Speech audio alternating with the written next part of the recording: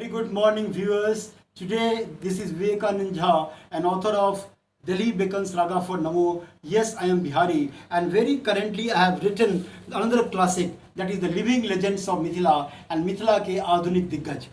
Today I am privileged to be at the residence of a People's Chief Secretary of Bihar, Honorable Sri Anjani Kumar Singh Sahab. I had a meeting with Sir and he had gone on official assignment. But today I have come to get introduced to one of the most dynamic faces of women in the current generation, and an upcoming crusader, upcoming face of a crusader who is going to valiantly fight for the cause of women. Her name is Apurva Srishti, the beloved daughter of a People's Chief Secretary of Bihar, Sri Anjani Kumar Singh Sahab. It was a sheer coincidence for me because in course of my last visit to this place, Sir had informed me that his daughter had gone to pursue a master's in law in United States of America in California. And today it was purely coincidental that when I came to have an august audience with the People's Chief Secretary of Bihar, Sri Anjani Kumar Singh Sir, then it was here incidental. I got introduced to Apurva Srishti, a young face of the woman, champion of a woman's cause. I remember when I met last time Madam Madhu Kiswarji, one of the boldest feminine voices of the Republic.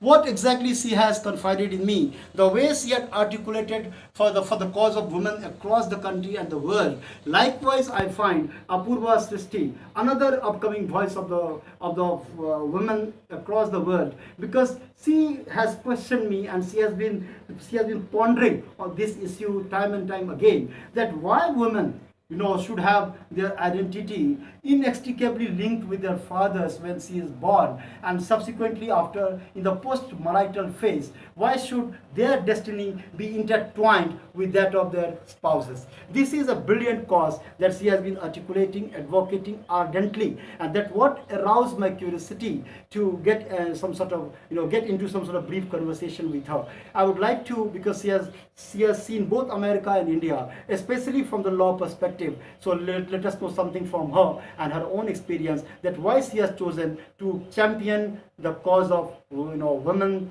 across the world. And Apurva Srishti, it is my privilege to be talking to you in the sense that I learned about you from your honorable father in course of my last visit, and today it was purely coincidental, because when you came here and so affectionately you touched the face of your honorable father, I could instantly gauge that you could be none but the daughter of our honorable Chief Secretary Sir.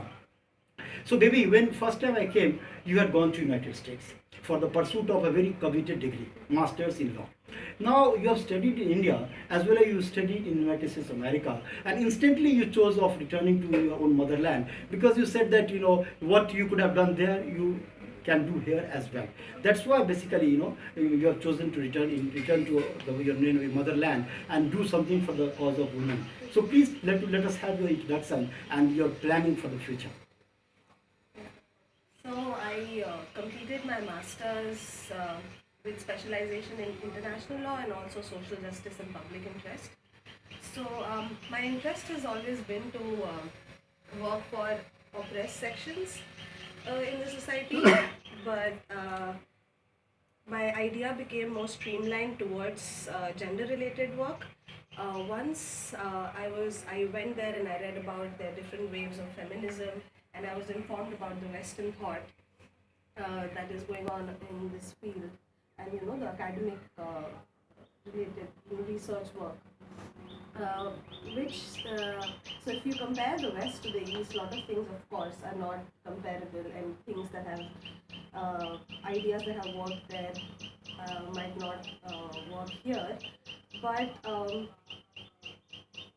me, myself, identifying as a woman and identifying with all the women in my country as one section was a big thing that I got from there, because initially I did not identify only as a woman, but I was, I'd say, for example, I was a girl who's born into a Rajput family, or who's born into a family which has a given social status. So I was in this bubble, and going there gave me the chance of coming out of that bubble and seeing the world, you know,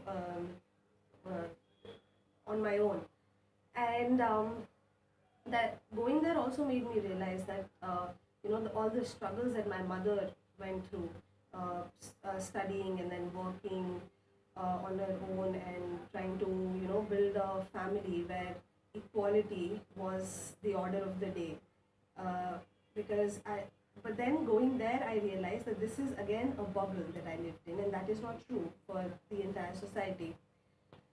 So my since I'm from a state like Bihar, and I was able to reach the United States. My wish is that I hope more and more women are able to do that.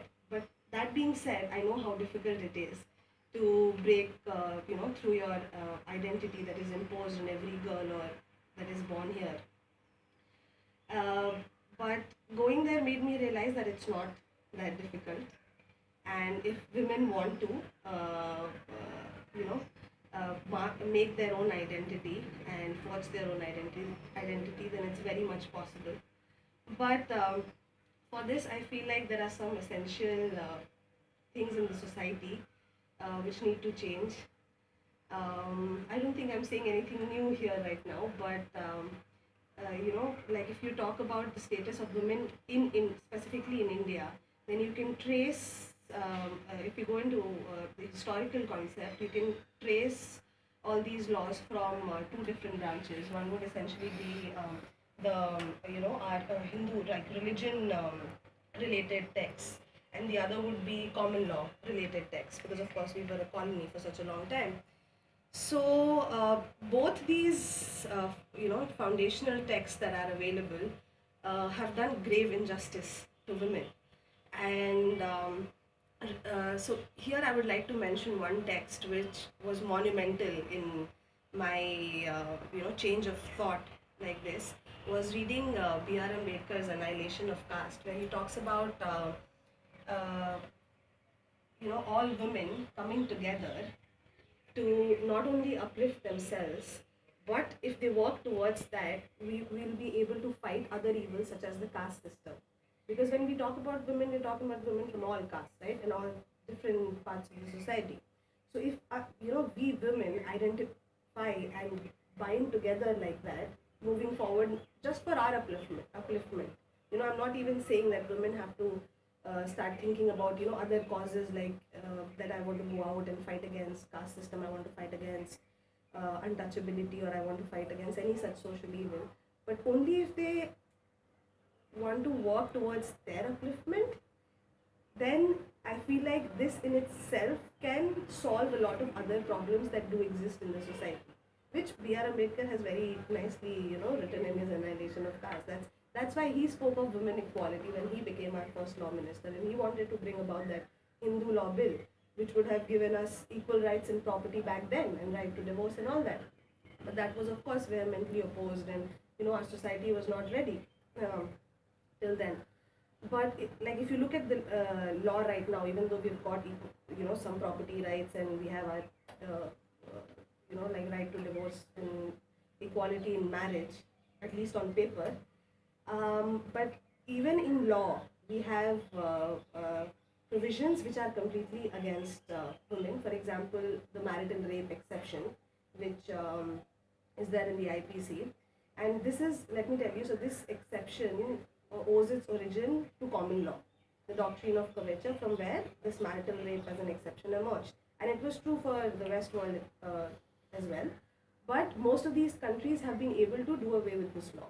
If not, they've been able to put in checks and balances where it cannot be, a spouse cannot be abused like that.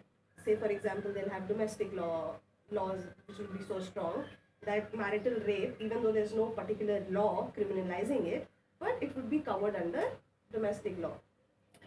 So seeing that, when I was working here as a research assistant in the Supreme Court, a writ petition had come challenging marital. You worked under some sort of some judge of Supreme Court. Yes, so I was working as a The post is called as a judicial clerk cum research assistant. I was attached to Justice Shivakirti Singh, who is who has guided me throughout my like I have had the good opportunity of being surrounded by men who have supported women, which again I would like to point out is very essential, because if you're talking about women upliftment, it cannot be in isolation of the other members of the society.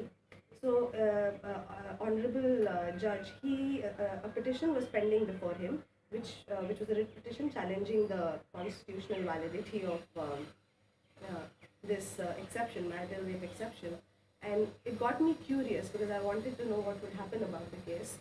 And sitting there and speaking to my judge about it, when he gave me, like, I was completely arguing with him from a legal point of view, but when he told me, he gave me the perspective of different things that are happening in the society, and so that gave me a completely new perspective and a very new way to think about this problem. And so I have been carrying on my research work on this, and I'm trying to attack this not only from a legal point of view, but also from a philosophical point of view, where, say, for example, there are writers like Jill Stoffer, who coined this concept called um, Okay, doesn't matter. It's not coming to your mind. It happens. I can't remember right now, but it was essentially about how, if a victim is completely isolated by the society, in the sense people are not ready to listen to her accounts, the system is not ready to listen to her, which we see a lot, in a lot of cases with women. If you talk about eve-teasing, rape, or different sorts of crimes that happen against women, gender-based violence, essentially. You see a lot of instances where women do not feel comfortable enough to come out and speak about it, because there are a lot of different societal reasons, like they feel like they'll be ostracized from the society. And if it's their husband, that they can't go about and speak with different people with their husband, because they identify with their husband so much. So that this made me think about this problem for a different point, which was essentially this. If you see from this philosophical concept that Jill Stoffer has coined, she essentially talks about this, where people refuse to listen to the person, and it's essentially the job of each and every machinery that is there, that exists, not only the judicial machinery, but if you talk about the society, the family, and the people who surround that woman, it's each and every person is accountable when something like that happens to a victim. So I'm trying to research more and more for marital rape exception. I'm trying to build an argument from this perspective, so that even if of course, the legal argument remains the primemost argument, but I feel like if I'm able to ascertain these other arguments, I can make that legal argument even stronger. Because at the end of the day, why isn't the legal argument why isn't it being successful in the court of law today, even though we're living in 2017? So maybe I'd just like to know, since you have already given enough of, it's thrown enough of light on all that, could you please tell us that, how you differentiate between the Occidental education and the Oriental? Because having studied law here, in Chanakya University, you have gone to America for your masters. So, how do you contrast both the different environments where you had the opportunity of studying, and particularly about the pedagogical, from the pedagogical perspective or angle, how you differentiate both the educational environments? One of the major things that I can think of right now is the environment. There is they follow something called the Socratic form of teaching, where you studied from where? Could you just briefly tell us? It is University of California at Berkeley. So the law school is called Boat Hall, and so yeah, like I was saying, their professors, they followed their Socratic way of teaching, which I found very interesting, because they would interact with students so much, and they were trying to bring up all those points from the students. It's not the teacher who would essentially just stand there and he'll be giving off and lectures and lectures and lectures, but essentially they involve their students in that process while he's teaching. So it's the like I felt like it wasn't as if the teacher was trying to teach me something new, but it was all of us, we were together trying to think of new things and building on new ideas, if you know what I mean. And the other very good thing that I noticed there was there's a very strong sense of mentorship that exists, which is the older generation goes out of the way really to pull the younger generation forward. But of course, this being this under the assumption that the younger generation has that merit and is capable enough of doing that. But the older generations, they are there to support the younger generation. They go out of the way. The kind of social networking events that they have, and the way you'll find people coming up and interacting with you, asking about your ideas, and trying to help you formulate your ideas. And then even if you want to get, say for example, some sort of money help that you want to invest, say if you want to start a new project, and all these things were very easily accessible there. My point being that if you wanted to do good, there weren't really a lot of anti-forces working against you. Of course, the competition was there because you had people from all over the world. But that competition was a healthy competition because that made you, want to do better for yourself. And the other good thing that I failed to, Did enjoy you, hearing. I'm sorry, Apurva Srishti, Yeah. did you ever experience some sort of racial discrimination while studying in that global platform? Because you say that students from across the world, had gathered over there in the particular university to obtain the law degree. So did you ever at all, even by anecdote, you can just say if at all you happen to face some sort of legal, some sort of racial discrimination there? Okay, so on this I would like to say I was actually at the best place in America. California is one of the most liberal states in the nation, and it has been democratic since years and years. It's a blue state essentially. And so Berkeley is part of the Bay Area, which is essentially San Francisco and a couple of cities together. And so even though California is very liberal, the liberalist of them all is the Bay Area. Okay. And UC Berkeley is known for this, for being a very tolerant campus. It's the campus from where the movement for freedom of speech emerged. Okay. So it has a very rich history that way of tolerance. And in my batch personally, we were about a batch of 190 students from 49 different nations. And trust me when I say this, racial discrimination was something that really didn't even come into my mind. That's something I never faced at all, in spite of the presidential elections that were going on and everything that was even happening and changing in America. I feel like at least our campus in California somehow was free from that and not attached to it. Like we had our own bubble in a way. And meeting all those people, from 49 different nations was more like we had the opportunity to learn from different cultures that I wouldn't have even thought of, like meeting 14 people from 49 different places at one place. That was, I think, one of the best things that could have happened to me, because now I know so much about so many different countries that I don't think I would have, just sat down and I would have, on my own wanted to sit and study about those countries. And now I'm proud to say that I have friends in more than 40, in all these different nations.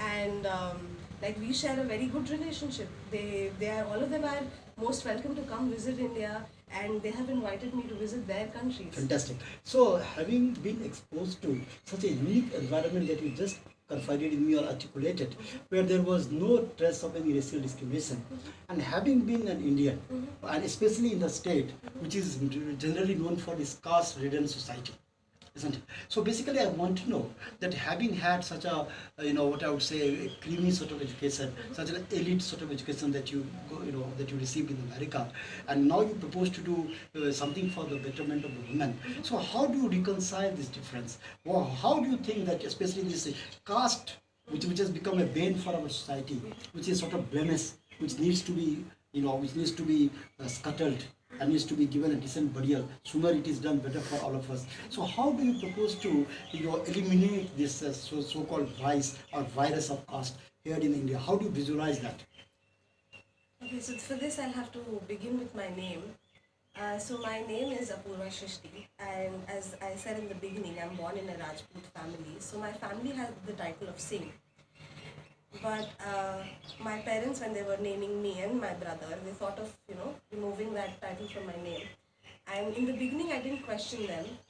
Like I never understood it, but I didn't really question them on this. I just assumed that okay, this is my name. And I wasn't very much aware of this caste system a lot because it is something which was never enforced in my house. Like we never really talked about people identifying with them on the basis of their caste. But I faced this question that what caste I'm from for the first time when I joined law school in Patna, Chanakya National Law University. That's when I came back home and I asked my parents like what caste I am and how does this matter and all that. And then I understood that why my parents chose to not include my surname. And even though they did their bit of trying to keep their younger generation away from this practice, but I feel like caste is something that you're born into.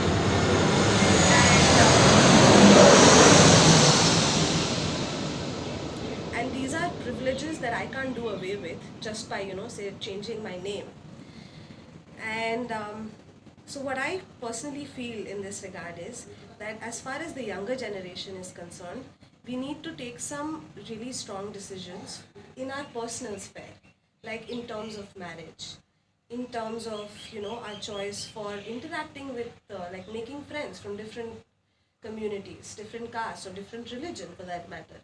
Because if it's very easy to, of course, blame the government all the time, that the government is reinforcing these practices and these, social customs through different laws and different policies. But I feel like we are completely not holding the people accountable because at the end of the day, even if you talk about the government, who forms the government? The people of the society. So I feel like the major accountability should always remain on the people who form the society. And it is, and as far as the younger generation is concerned, we can fight this system only by making these little changes in our own very personal life, in these personal decisions that we take. Like, if I am of a marriageable age and, my parents want me to get married, so I should be able to tell my parents that, no, I don't want to get married in my own caste. Why not why can't I get married to say somebody from South India? Or, things like that. So that's a prerogative which is on me, right. As somebody from this young generation. So I feel like till now, I've been able to think of these simple ideas. Nothing, like big or monumental, like, the leaders and, different academicians that have written about it. But in this regard, I feel like B.R. Ambedkar, and come back to him again, that writing, Annihilation of Caste, even though it's as ideal as our very constitution, because our constitution is also an ideal document, I feel like that, as far as the caste system is concerned, his writing on that is the most logical and the brilliant piece of writing that I've read, because he has attacked this caste system. He's so intelligent that he didn't get muddled up in these different arguments of say the high caste Hindus or these different sects that are making arguments against protecting the Varna system. What he did is he directly attacked the Varna system which is given in the Manusmriti, right? So if you look at his argument, I feel like one system is a classification which doesn't really apply to today's society. We already have, our classifications have evolved to something else in today's time. Like, of course, we have people like, say, doctors or engineers who are, employed on the basis of, the terms are defined on the basis of their occupation. But I feel like these classifications are more in par with today's time as compared to something like the Varna system. And I don't see the point in defending that, the one system. And that does, see, even though B.R. Ambedkar took it a step forward and he went completely against the, Hinduism as a religion, that's not my point. I'm not attacking the religion here. But my point is, if there are certain practices which are endorsed by our religion, then I don't see any problem in rejecting them. And I feel like it's our duty as the younger generation to do that. And to do that, we should also, I say you should also read about Hinduism as a religion. There are certain very good things that our religion says, which are not being, popularized so much. things I feel sad about this, that the things that are popularized about our religion, even in the West, essentially are all these evil bad practices, which a lot of people who want to argue for Hinduism, they use this point that, you know, our narrative is completely biased by the Western thought, which I agree with. But then what are we doing about it? If we want to provide our own narrative about it, then we should at least have the, you know, patience and the way to read about it completely in depth, and then counter those arguments with all these points that are already given in Hinduism. But that doesn't mean that you protect, you know, the practices which are not correct for today's time. Like that would be, say, for example, defending something like, I wouldn't go as far as that, as the sati system, but say, for example, the Dowry Prohibition Act that came about. So this practice was, you know, it was identified as a social evil. It did become it was a part of our society. But if we criticize that, that doesn't mean that we're criticizing our whole society, because I am also part of that society. Brilliant. So, in fact, you know, viewers, you know, we have been listening to a very erudite and matured argument of the daughter of Honorable Chief Secretary, People's Chief Secretary of Bihar, Sri Anjani Kumar Singh ji, and baby Apurva Srishti has been articulating certain very important facts, which indeed requires institutionalization, not only in Bihar but across the country.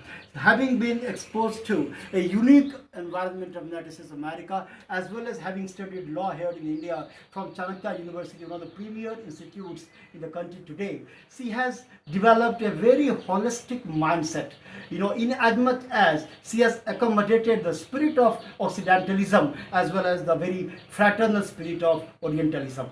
I remember in the year 1893, when the great exponent of Hindu religion, Swami Vivekananda, had gone to address the Parliament of Religions in Chicago, his famous wordings, his famous that is verses from Vedas, Ekam Sadipura Bauddha Bhadati, that was the greatness of Vedas, which he expounded in the Parliament of Religions, which says that as all the rivers merge into the sea, likewise all the religions lead to thee. That is for Supreme Brahma, as what great Sankaracharya says, this world is a manifestation of Brahma. That is exactly what the very tedious and complicated path that Apurva Srishti has chosen to pursue and treat, uncharted path, hitherto uncharted path, because that exactly has to be the mission and the vision of today's generation. So in fact, I say, having met Madhu Kishwarji, one of the boldest feminine voices of the Republic, and having shared she had shared her thoughts with me, today I find in Apurva Srishti another crusader who has a very clear-cut vision that women should be treated at par with men, and there should not be any compromise on that issue. So it was a nice talking, and in fact, I even hadn't had the fantastic of an idea that here, in the house of an ex-bureaucrat, I've discovered somebody, a crusader, who might challenge in the future the social vices, the social shortcomings. So it was indeed a nice talking to you, Apurva, and my best wishes to you that you will definitely shape someone as a real crusader and bring about a radical change in our society. Thanks a lot for giving an important time, and nice talking to you. Thank you. Mata